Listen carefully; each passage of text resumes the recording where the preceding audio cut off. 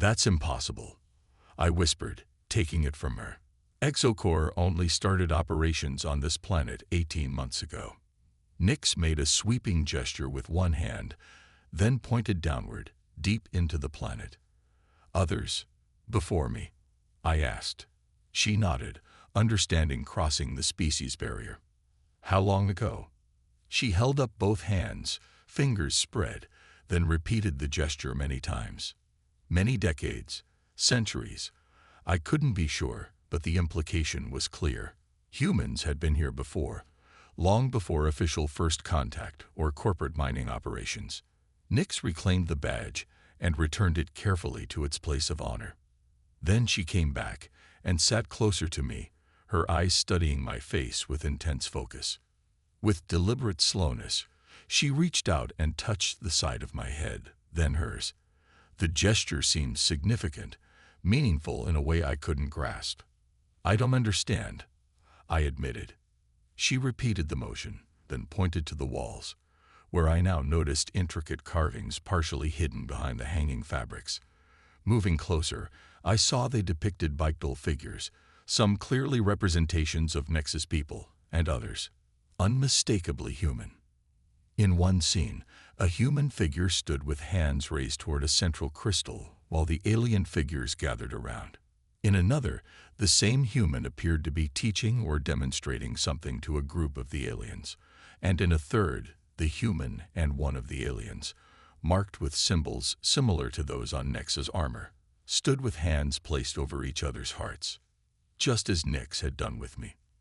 "This is some kind of prophecy," I said, the realization dawning slowly. "You think I'm—" "What?" "The return of this human, their descendant." Nyx made a sound I hadn't heard before, almost like a purr but with harmonic overtones. She took my hand again and placed it over her heart, then pressed her hand to mine. "It's not that simple," I told her, feeling bizarrely like I was letting her down. "I'm just a mining engineer. I fell through a broken platform. There's nothing special about me." She tilted her head, clearly not understanding my words, but perhaps sensing my reluctance. Her expression shifted to something I might almost call tender. Then a commotion echoed from the tunnel entrance, urgent clicking and trilling. Nyx's ears flattened against her head as she rose smoothly to her feet, stepping between me and the entrance. The silver-furred challenger from earlier appeared, accompanied by 2 larger males of the species. She spoke rapidly, gesturing angrily toward me. Nyx responded with equal intensity, her stance widening into something more defensive. I didn't need a translator to understand the situation. The challenger didn't accept Nyx's claim on me, and she brought backup to enforce her objection. I stood slowly, moving to stand beside Nyx rather than behind her. Whatever was happening, I refused to cower. "I don't know what's going on," I said clearly, meeting the challenger's hostile gaze, "but I'm not a prize to be fought over." The silver-furred female hissed, revealing impressive fangs. One of the males moved forward, reaching for me with clawed hands. Nyx reacted with blinding speed, interposing herself and striking the male's arm away with enough force that he staggered back.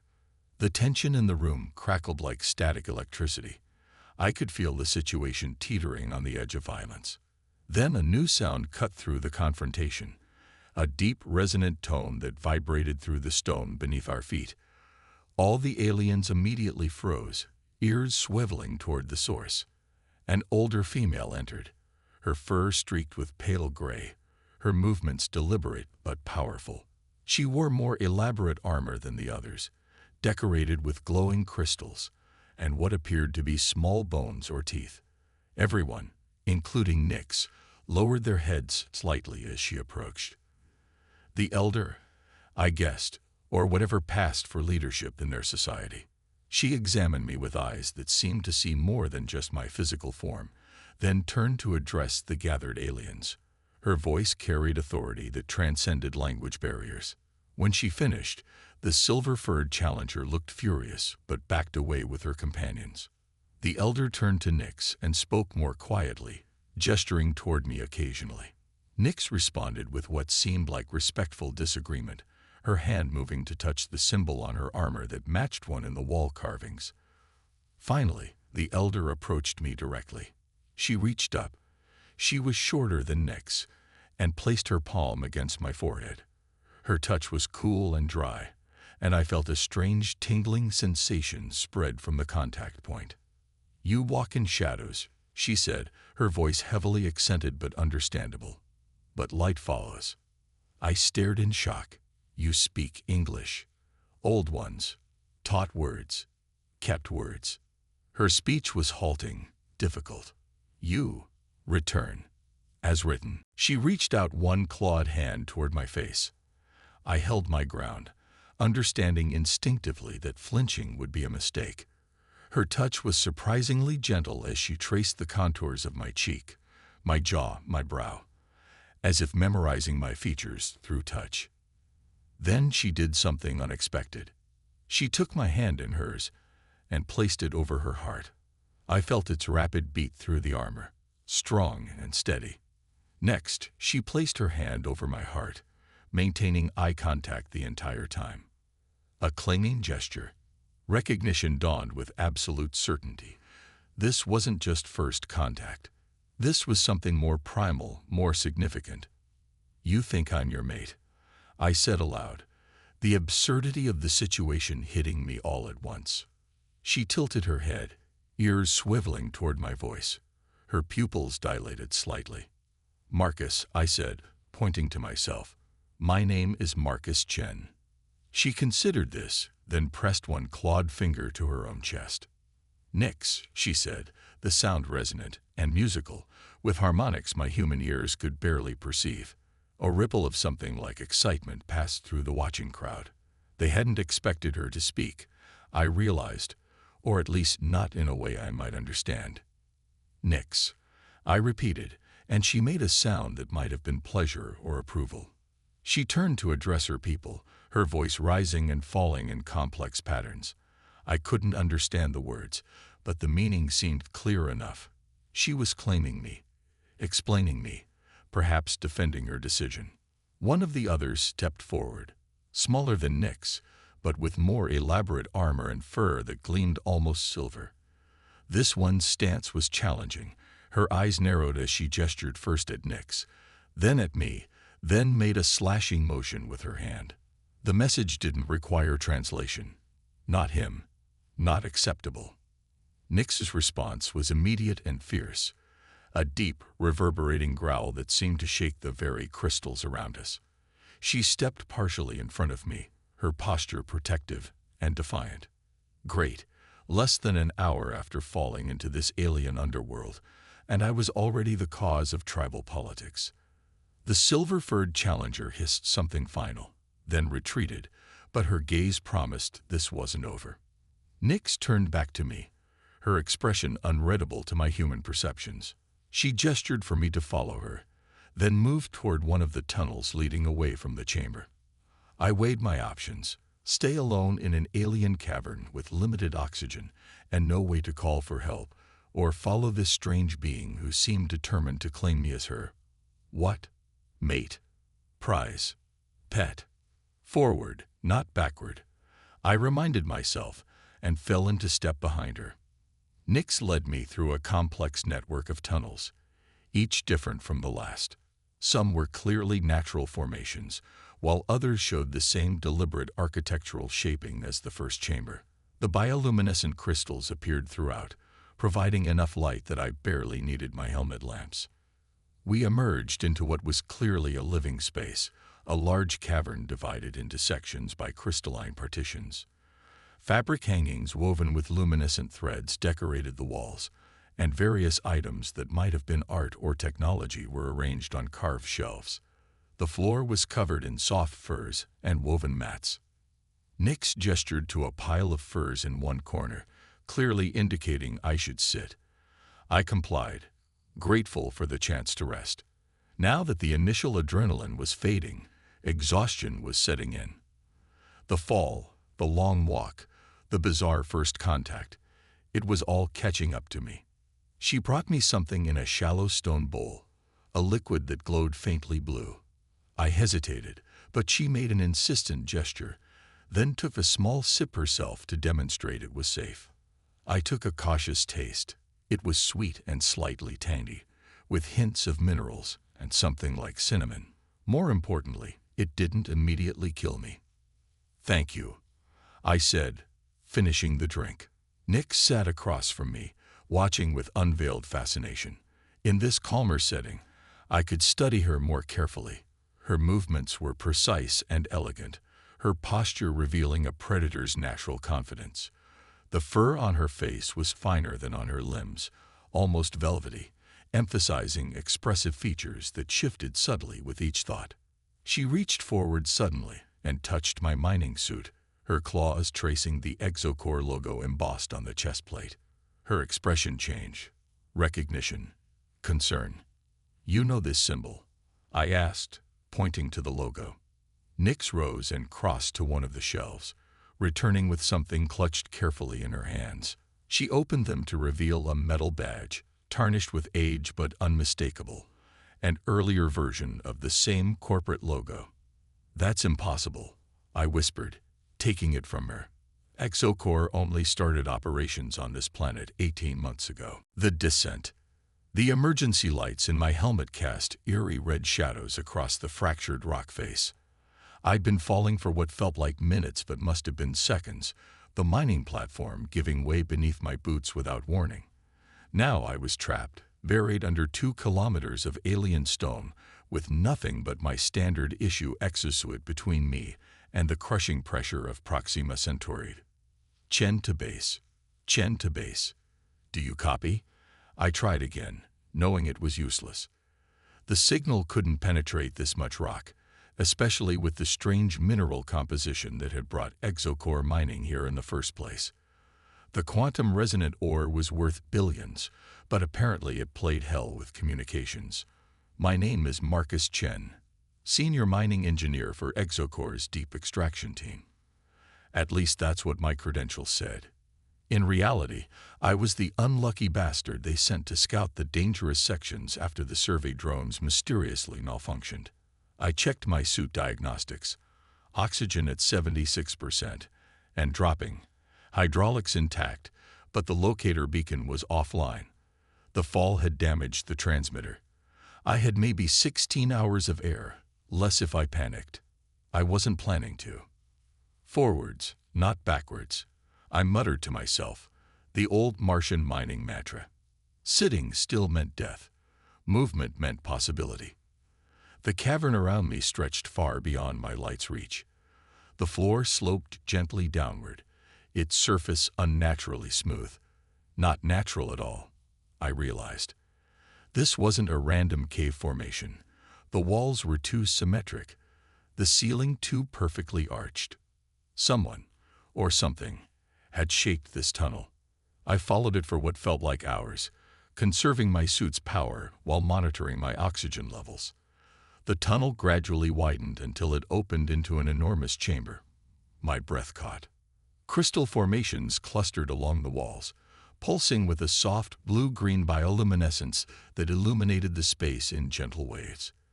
The light revealed intricate carvings covering every surface, not random patterns, but deliberate script. Alien writing, preserved in stone. "This can't be right," I whispered, scanning the area with my suit's sensors.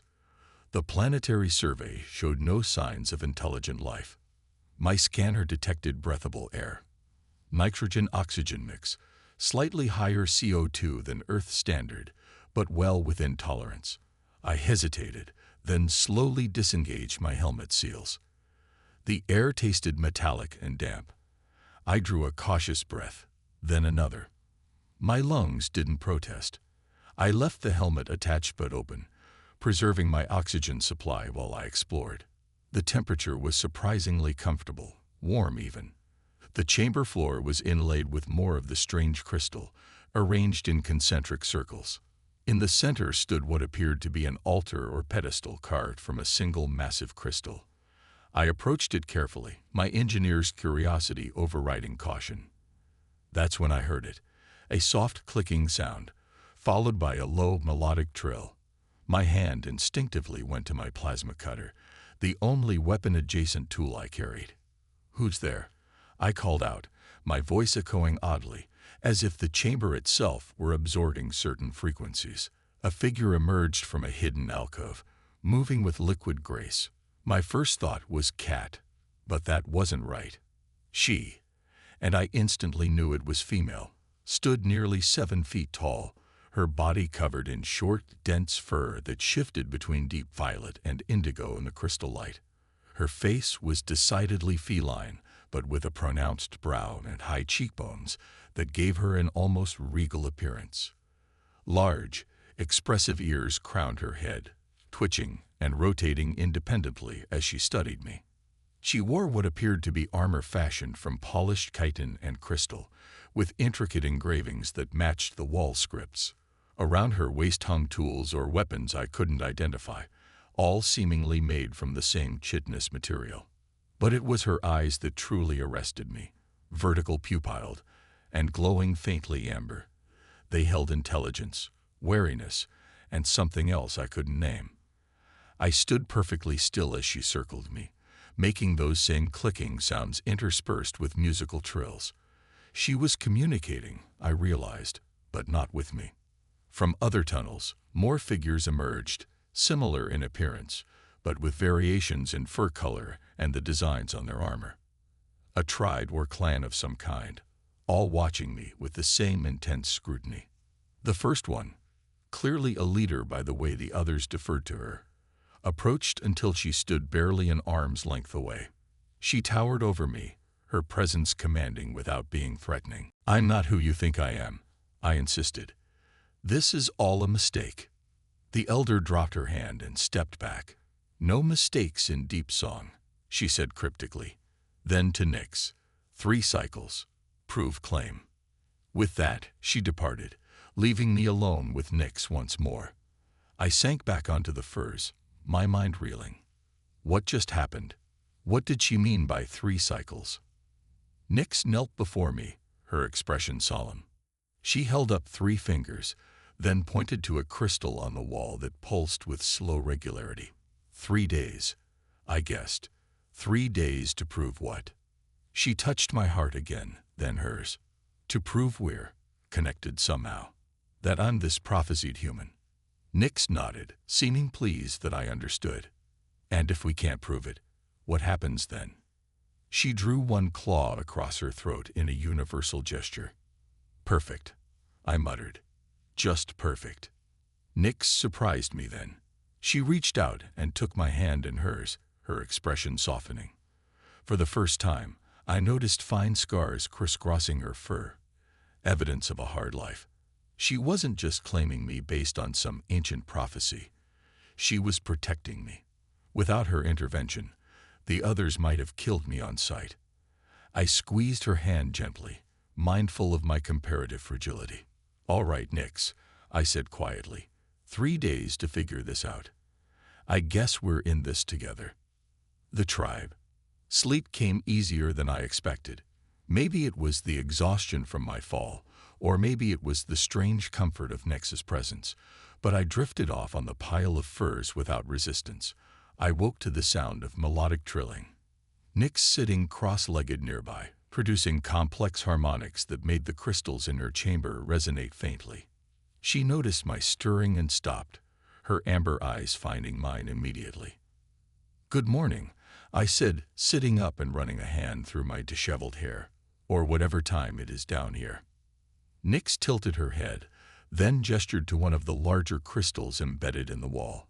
It pulsed with a different rhythm than the others, slower, more deliberate. Some kind of timekeeper, I realized. She rose gracefully and retrieved something from a nearby shelf. A container filled with what looked like luminescent fruits. She offered it to me with a gesture that somehow conveyed both authority and hesitation, as if she wasn't sure how a human would react to their food. I took one cautiously. The skin was tough, but yielded easily enough, revealing soft flesh inside that tasted like a cross between mango and mint. It was surprisingly good, and more importantly, didn't seem to trigger any adverse reactions. "Thank you," I said, finishing it quickly. I hadn't realized how hungry I was. Nyx seemed pleased, her ears perking forward. She selected something for herself, a different fruit with a darker glow, and consumed it in 2 efficient bites. Then she gestured toward the entrance, clearly indicating it was time to go. "Where are we going?" I asked, knowing she wouldn't understand but feeling the need to speak anyway. Human habit, I supposed. She touched the emblem on her armor, then swept her arm in a broad gesture that encompassed everything around us. "Your people," I guessed. "You're going to show me your tribe." A nod. Communication was establishing itself between us, primitive but functional. I checked my suit diagnostics, power at 64%, systems nominal. I'd been running on the cavern's breathable air rather than my tanks, which remained at 76%. Small mercies. Nyx led me through a different tunnel than the one we'd arrived through. This passage sloped gently upward, winding in a spiral pattern.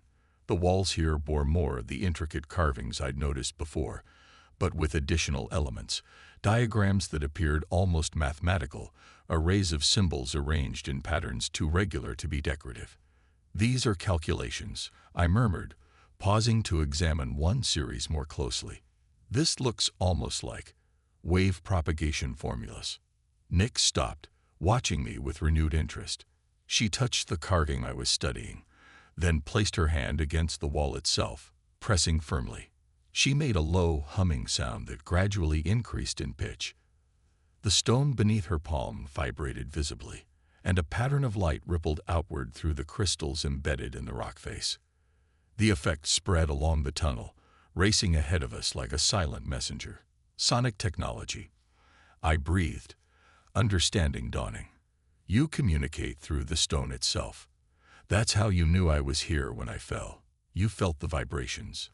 Nyx's expression remained inscrutable, but she touched my temple lightly, a gesture that seemed to convey approval or acknowledgement. We continued upward until the tunnel opened into an enormous cavern, far larger than any I'd seen so far. The ceiling soared at least 30 meters overhead, supported by massive crystal columns that glowed with intense blue-green light. The floor had been shaped into concentric terraces, each hosting different structures built from a combination of stone, crystal, and some chitinous material I couldn't identify. And everywhere, Nyx's people, dozens, perhaps hundreds of them, moving with purpose through what was clearly a thriving underground city. Some carried tools or materials, others tended to large crystal formations that appeared to be growing in controlled patterns. Young ones, smaller versions of the adults with softer features and oversized ears, played some kind of game involving sound patterns and resonating crystals. It was a civilization, hidden kilometers beneath the planet's surface, unknown to the human colonizers mining above them. My arrival caused an immediate sensation. Activity halted as heads turned, ears swiveled, and conversations died away. I felt the weight of hundreds of eyes watching me, with emotions ranging from curiosity to outright hostility. Nyx straightened beside me, her posture radiating confidence and challenge. She made a series of sounds, clicks, trills, and deeper resonant notes that seemed to vibrate through the floor itself. An announcement, I guessed, or a warning. Whatever she said, it had an effect. Most of the onlookers returned to their tasks, though many continued to cast sidelong glances in our direction. The elder from the previous day approached, accompanied by several others wearing similar decorated armor. The ruling council, perhaps. She addressed Nyx in their language, then turned to me. "Skyfallen," she said in her halting English. "Come. See." I followed her across the central terrace toward the largest structure, a domed building constructed primarily of the crystalline material. Up close, I could see that what I'd taken for solid crystal was actually a matrix of smaller structures, almost cellular in organization. The elder led us inside, where the walls were lined with recessed alcoves containing objects that could only be described as artifacts. Some appeared technological, devices with configurations no human engineer would design. Others were clearly symbolic or ceremonial, representations of astronomical phenomena, anatomical models of both their species, and what looked disturbingly like humans. In the center of the chamber stood a large crystalline table, its surface etched with a map of the underground complex, and beyond. I recognized the topography of the region I'd been mining, perfectly rendered in three-dimensional relief. "You know the surface," I said, pointing to the map. "You've been up there." The elder shook her head. "No, dangerous. Bright burn." She pointed to her large, sensitive eyes. "We stay below." "But then how did you make this map?" The elder exchanged looks with Nyx, who clicked something rapid and soft. "Old ones mapped," the elder finally said, "before Brightburn time." "The old ones? You mean humans, from before?" She nodded, then pointed to a specific alcove. I approached it and froze. Inside was a preserved environmental suit, ancient by current standards, but unmistakably human in design. Beside it lay tools, data tablets, and what appeared to be a standard explorer's kit from Earth's early colonization era. The name patch was still visible, though faded. Collins, A.E.X.O.C.O.R.E. Planetary Survey. "Dr. Amelia Collins," I whispered. She was part of the original survey team. They reported her missing, presumed dead over 70 years ago, when she didn't return from a solo expedition. The elder made a sound of confirmation. "First teacher. Showed ways of sound. Taught words." "She taught you English?" "Technology. Showed us our power. Sound shaping." The elder touched her throat, then the walls around us. "We knew small ways. She showed big ways." The implications were staggering. Dr. Collins hadn't died in an accident. She'd discovered this underground civilization, and apparently lived among them, teaching and learning. She might have been trying to establish diplomatic contact before. What had happened to her? As if reading my thoughts, the elder gestured to another alcove. This one contained a clear crystal vessel, and within it, preserved somehow without decay, a human heart. "Her song ended," the elder said simply, "but continues in stone." I swallowed hard, understanding the reverence with which they'd preserved her remains. "She meant a lot to your people. Changed everything. Wrote prophecy of return." The elder pointed to the wall behind the heart, where familiar carvings depicted a human figure, presumably Collins, and then a series of scenes showing another human arriving from above. In the final image, that human stood with one of the aliens, hands over each other's hearts, surrounded by concentric rings of light. Me and Nyx. The prophecy wasn't abstract. It was specific, detailed. "This is why Nyx claimed me," I said softly. "She thinks I'm fulfilling this prophecy, but I'm nothing like Dr. Collins. I'm just a mining engineer." The elder's expression was unreadable. Collins was just mapper. Became more. She touched my chest lightly. "Deep song knows." "The deep song, that's what?" I asked. "Some kind of religion? Philosophy?" Instead of answering, the elder pressed her hand against the crystalline table. The map display shifted, focusing deeper, revealing chambers and tunnels I hadn't yet seen. "Heart of world," she said, indicating a massive chamber far below even this level. "Source of song. Collins found. You will see." Before I could ask more questions, a commotion erupted outside. The silver-furred challenger from before burst in, accompanied by several supporters. She spoke rapidly and angrily, gesturing repeatedly toward me. The elder listened impassively, then responded with a brief series of clicks and trills that somehow managed to convey finality despite my inability to understand the words. The challenger wasn't satisfied. She stepped closer, her fur bristling, and addressed herself directly to Nyx. The tension between them was palpable. Nyx's response was measured but firm.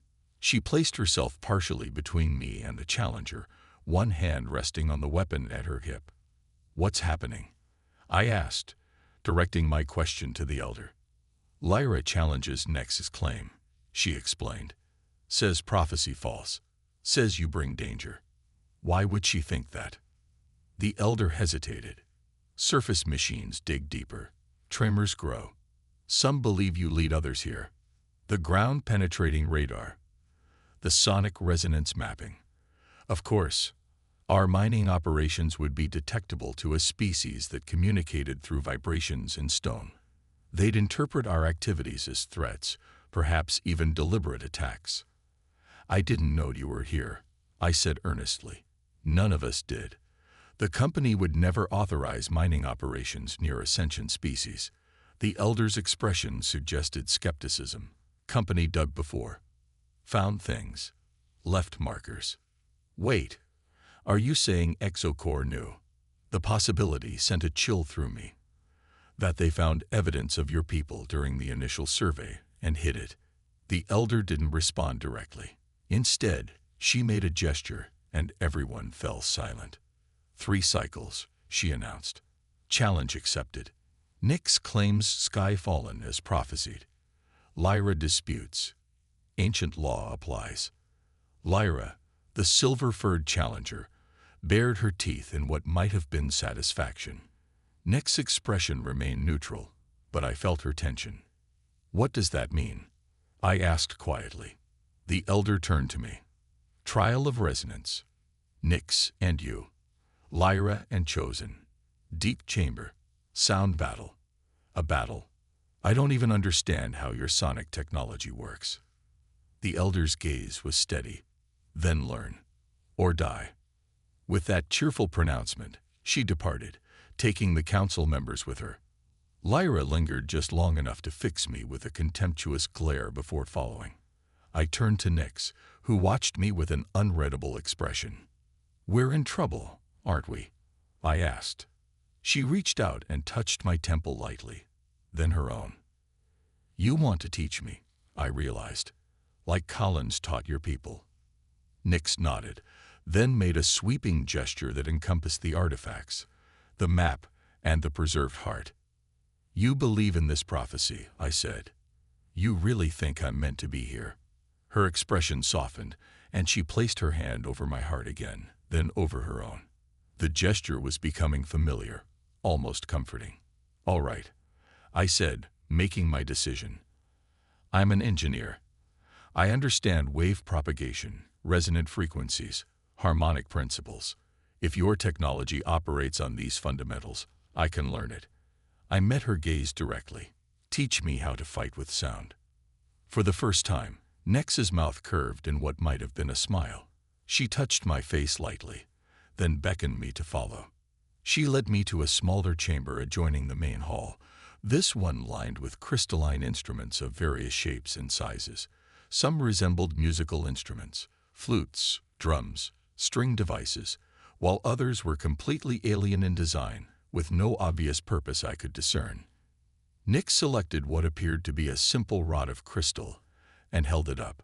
She struck it lightly with one claw, producing a clear, pure tone that hung in the air. Then she intensified the sound, somehow modulating it with subtle movements of her fingers and throat. The crystal in her hand began to glow brighter in response. She aimed it at a small stone on a pedestal across the room, and as the tone peaked, the stone shattered into dust. I stared in amazement. Focused sonic energy. You're manipulating waveforms to create destructive interference patterns. Nyx offered the crystal rod to me. I took it carefully, feeling the subtle vibration in my fingers. When I tapped it as she had done, it produced a similar tone, but weaker, unfocused. I can't control it like you can, I said, frustration creeping into my voice. Nyx stepped behind me, her body close enough that I could feel her warmth. She placed her hands over mine, adjusting my grip on the crystal, then touched my throat lightly. You want me to vocalize while I use it, harmonize with the crystal. She nodded, then demonstrated, producing a complex trill that caused the crystal to pulse with light. I tried, producing an embarrassingly off-key attempt at matching her tone. The crystal flickered weakly. Nyx wasn't discouraged. She adjusted my hands again, then placed one hand on my chest, as if to feel the vibrations of my voice.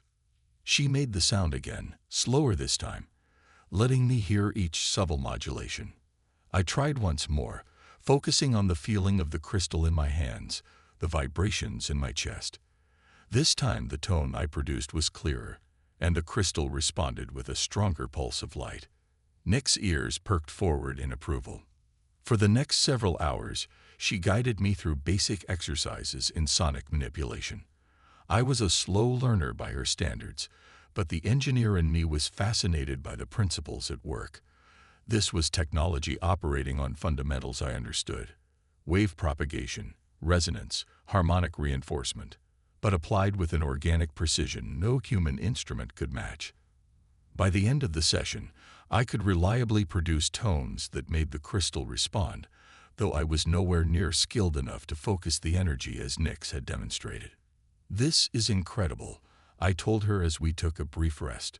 "Your people have developed a completely unique technological path, organic sound manipulation instead of electronics or mechanical systems." Nyx watched me with what seemed like curiosity as I theorized aloud. "You evolved in an environment rich in these resonant crystals. You developed acute hearing and sound production capable of fine manipulation of waveforms.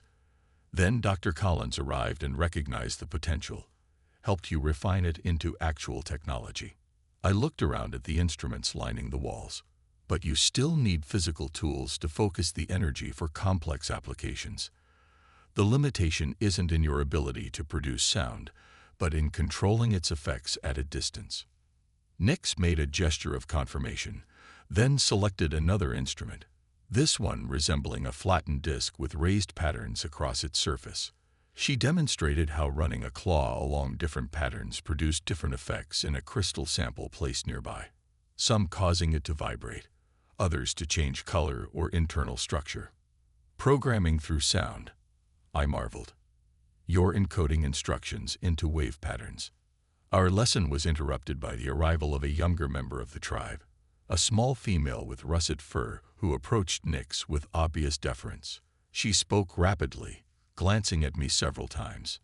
Nyx responded with what sounded like instructions, and the young female departed quickly. "What was that about?" I asked. Instead of trying to explain, Nyx beckoned me to follow her again. We left the instrument chamber and headed down a different tunnel, this one sloping gently downward. The passage opened into a natural cavern, unlike the carefully shaped spaces of the city. Here, massive stalactites hung from the ceiling, some connecting with stalagmites to form thick columns. Between these natural formations grew clusters of the bioluminescent crystals, but these were different, wilder, less uniform in color and structure. In the center of the cavern was a pool of water so still it reflected the crystals above like a perfect mirror. The air here was notably warmer and more humid. Nyx led me to the pool's edge and gestured for me to look in. The water was incredibly clear, its depth difficult to judge. I could see more crystals growing underwater, giving the pool an ethereal, multicolored glow from within. "It's beautiful," I said. Nyx made a sound of agreement, then pointed to the water, then to me, then made a gesture that suggested immersion. "You want me to go in?" She nodded. I hesitated, eyeing the unknown water suspiciously. "Is it safe?" Nyx seemed to understand my concern. She knelt gracefully beside the pool, scooped some water in her cupped hands, and drank it. Then she looked at me expectantly. "All right, I trust you," I said finally. I began to unfasten my mining suit, realizing I'd been wearing it continuously since my fall. The prospect of removing it was both concerning and appealing. I'd be more vulnerable without it, but also considerably more comfortable. Nyx turned away slightly as I stripped down to my base layer, a moisture-wicking bodysuit worn under the heavier exosuit. I wasn't sure if her gesture indicated modesty or simply giving me space, but I appreciated it nonetheless. The water was surprisingly warm as I slipped in, pleasant against my skin. It had a slightly mineral taste and smell, but nothing unpleasant. I floated easily, feeling the tension of the past day begin to dissipate. Then I noticed something strange. As I moved in the water, The crystals below seemed to respond, their glow intensifying beneath me. "They're reacting to me," I called to Nyx, who watched from the edge.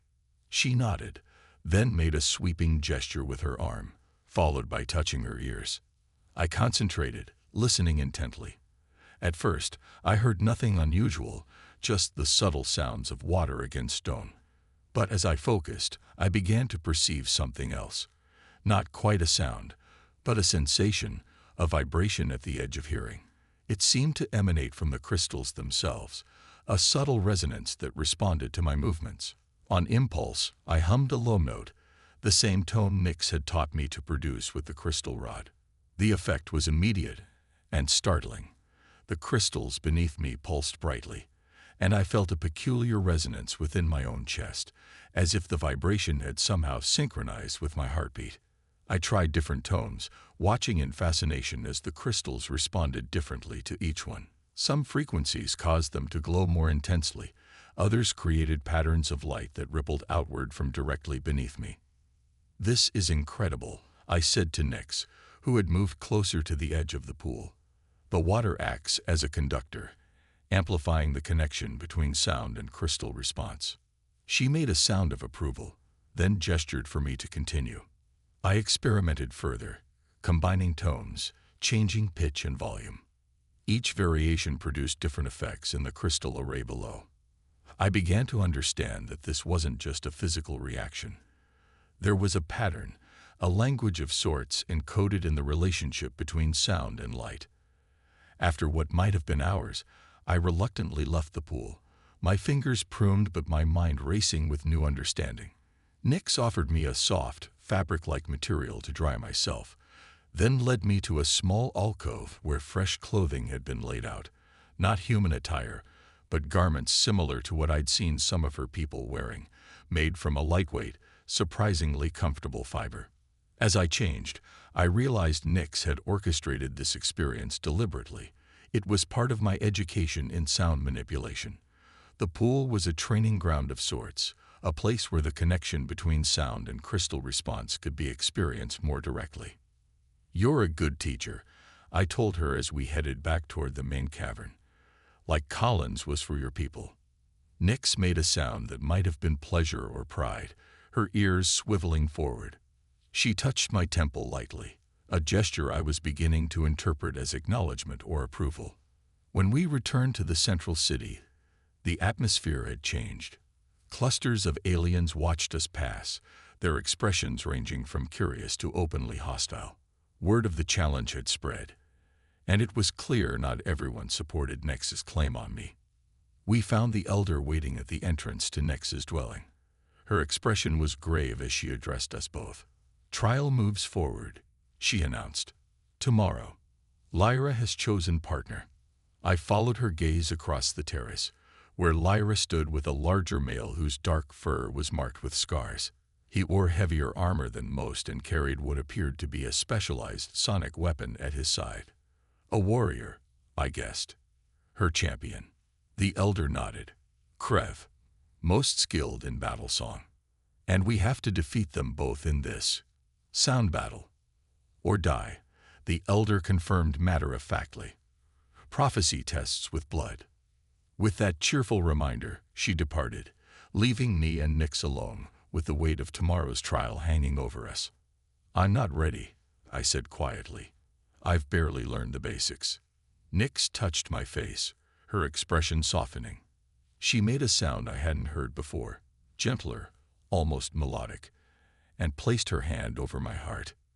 "You believe in me that much?" I asked, touched despite the dire circumstances. She nodded once, decisively. I took a deep breath, reaching for confidence I didn't entirely feel. "Then we'd better keep practicing. We've got a song battle to win."